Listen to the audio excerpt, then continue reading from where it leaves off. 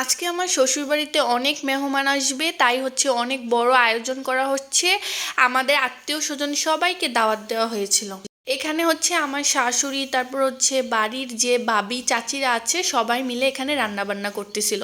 তো এটা হচ্ছে পরের দিন সকালবেলার ভিডিও, যেদিন হচ্ছে মেহমানদের জন্য আয়োজন করা হয়েছিল। তো ওই দিন সকালবেলা হচ্ছে মুরগির গিলা, কলিজা, তারপর হচ্ছে মাথা, এগুলা দিয়ে হচ্ছে খিচুড়ি রান্না করা হয়েছিল এবং খিচুড়িটা অনেক বেশি মজা হয়েছিল।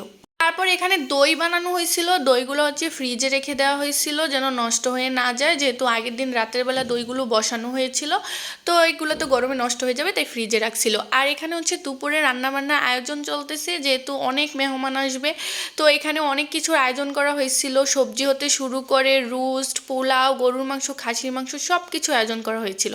আর এখানে হচ্ছে ভাবলাম আমি যে ঘরটা একটু ঝাড়ু দিয়ে ফেলি, যেহেতু আমি রান্নাঘরে যাচ্ছি না বা রান্নার কাজ করছি না, কারণ রান্নার কাজ করতে আমার একদমই ভালো লাগে না। আপনারা সবাই জানেন আমি রান্না বান্না একদমই পছন্দ করি না।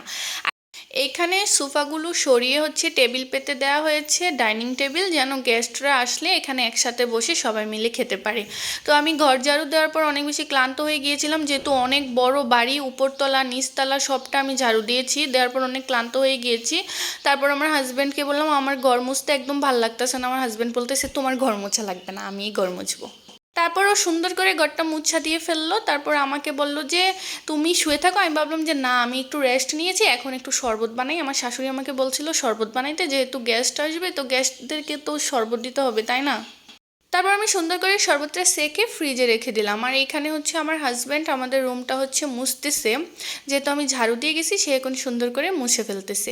তারপর আমার শাশুড়ি বলল আমাদের রুমের যে বেডশিটটা আছে ওইটা চেঞ্জ করে নতুন একটা বেডশিট রাখার জন্য, মানে বিছিয়ে দেওয়ার জন্য। তারপর আমার হাজব্যান্ড হচ্ছে বিছিয়ে দিচ্ছে। আর এই যে দেখুন, সে উল্টা বেডশিট বিছিয়েছে।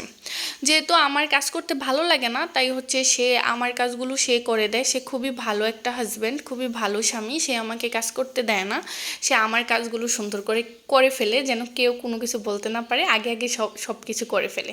এই জন্যই আমার হাজব্যান্ডের সাথে থাকতে অনেক ভাল লাগে।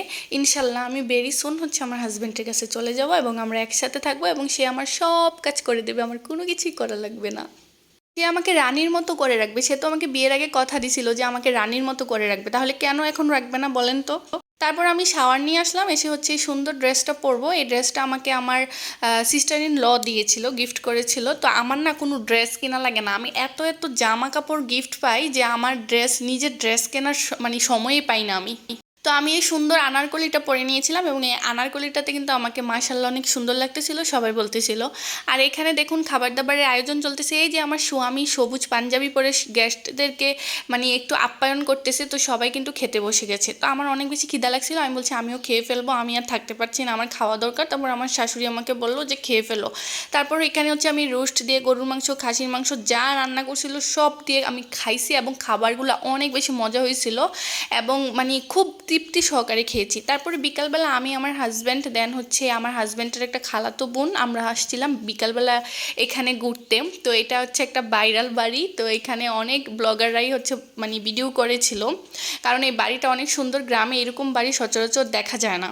তো এই বাড়িটাতে আমরা ঘুরতে আসছিলাম। এখানে এর আগেও আমি একটা ভিডিও বানিয়েছিলাম। তো এটা খুবই সুন্দর একটা বাড়ি, তাই আপনাদের সাথে শেয়ার করে দিলাম। বাড়ির পরিবেশটা অনেক বেশি সুন্দর। তো তারপরে হচ্ছে বাসায় গিয়ে রেস্ট করেছিলাম, আর কোনো কিছুই করতে ভালো লাগেনি। তো ভিডিওটি এই পর্যন্তই, সবাই ভালো থাকবেন।